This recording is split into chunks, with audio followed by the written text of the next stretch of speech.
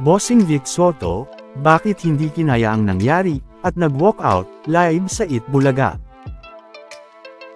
At ito daw pala ang dahilan, kung bakit walang Itbulaga Olympics, na napanood sa Itbulaga ngayong Sabado. The Bark adds sa Tasha Mulak, bakit kaya kinilig sa Facebook livestream nila? Ilang minuto nga, bago magsimula ang Itbulaga, ay napanood ang Facebook livestream ni The Bark adds Riza sa TVJFB page, na kung saan, ay napag-usapan nga dito, ang mga pasabog na mangyayari ngayong Sabado sa Itbulaga. Pero, may isang ang nangyari sa livestream na ito, na talaga namang nagpakilig sa The Bark adds nating si Tash. Ito nga, ay habang napag-uusapan nila ang Itbulaga Olympics. At kung anong team daw ba ang mga The Bark adds netizens, na nanunood at nagko-comment sa kanilang Facebook livestream. Pero, habang sinasabi nga ni Tash, na ang Yellow Team daw ang mas magaling, ay ginawa nga niya ito ng magkaka-rhyme. Gaya nga ng sinabi nitong si Alan Kay daw ang team captain ng Violet Team, na kung saan ay sinabi nga dito ni Tash, na, no violence, pero violet. Na kahit siya nga mismo, ay nagulat sa sinabi niyang ito, at napasabi pa nga ng, wow, I'm a poet and I just don't know it.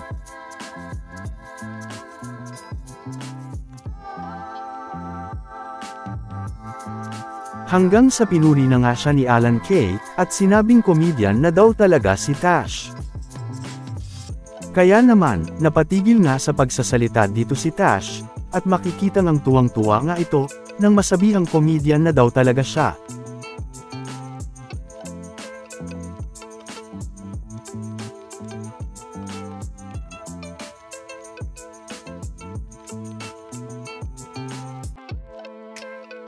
Sabay sabi nga nitong kinilig nga daw siya, sa narinig niyang ito kay Alan Kay.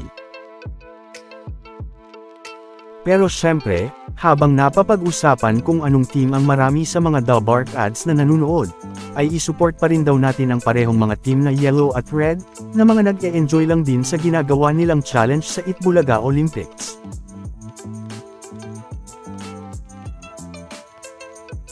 Ngayong Sabado din naman sa Itbulaga, ay napanood na rin nga ang mga unang The Bark adds na napasabak sa The Clones The Bark adds edition, na kung saan, ay una na nga ditong nagpakita ng ka-voice, ay si The Bark adds Wally.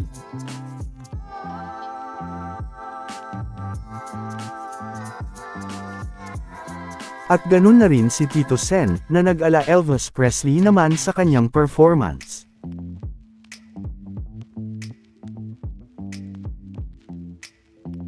At dahil hindi naman ready si The Bark adds Riza May na napili din ng randomizer, ay hindi na muna niya ginawa ang challenge na ito, at next week na lang daw natin ito mapapanood.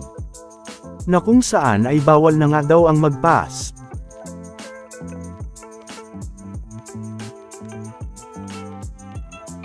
Dito din nga, ay marami naman ang mga nag-abang sa isa sa mga inaabangang segment ng Itbulaga, na Itbulaga Olympics. Pero, hindi na nga muna ito napanood ngayong Sabado. Kaya naman may ilang mga nag-comment, na baka daw ito ang dahilan kung bakit walang Itbulaga Olympics ngayong Sabado January 18.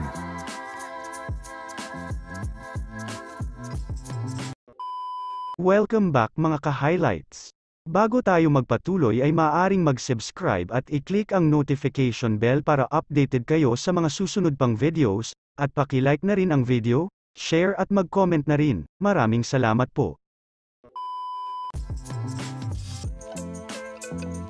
Na may mga nagsabi nga sa comment, na baka daw dahil ito sa nangyari kay Singing Queen Kizzy noong nakaraang Itbulaga Olympics. Na napag-usapan na rin natin noon. May mga nagsabi din naman, na The Clones The Bark adds edition muna ang pinalit, at pinahaba ito. Pero, matatandaang, bago magsimula ang Itbulaga, sa Facebook livestream pa rin na napag-usapan natin kanina, ay sinabi nga dito ni Riza at ni Tash, na dapat daw abangan ang mga segment ng Itbulaga ngayong Sabado, at isa na nga dito ang Itbulaga Olympics, at ang The Clones The Bark adds edition. Na tila kinulang lang siguro sa oras, kaya hindi na muna siguro napanood ang Itbulaga Olympics ngayong Sabado January 18. Kaya naman ayon kay Boss Joey, ay abangan daw ang Itbulaga Olympics next week. Samantala, marami naman ang mga natawa sa mga nangyari ngayong Sabado sa segment na Gimme 5, laro ng Barangay Henyo. Na kahit nga si Bossing, ay muntik pang ang mapa-walkout dahil dito. Ito nga, ay habang inuhulaan ng mga contestants ang Henyo word na Andres Bonifacio. Na kung saan, ay matapos itanong ng humuhula kung bayani ito, ay si Bayani Agbayani nga ang sinabi nitong sagot, o si Istinaport sa The First Family. Kaya naman, ay makikita nga ang mga nakakatawang naging reaksyon dito ni The Barkads Karen at The Barkads Riza, na mga naka-assign na magbantay sa mga contestants.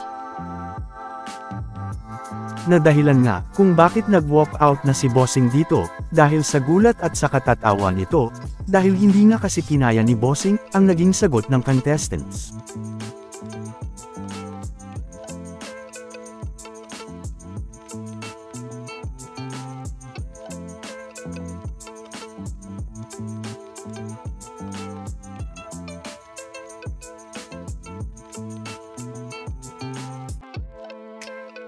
Pero, kahit nga medyo naligaw kay Bayani Agbayani, ay nahulaan pa rin nila ito.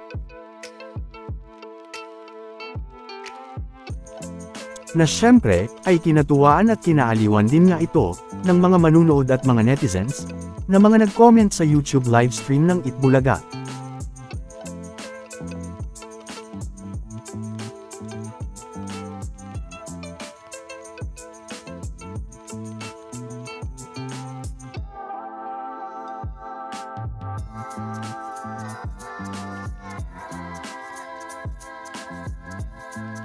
Samantala, ano naman ang mga masasabi nyo patungkol sa mga napag-usapan natin sa video na ito?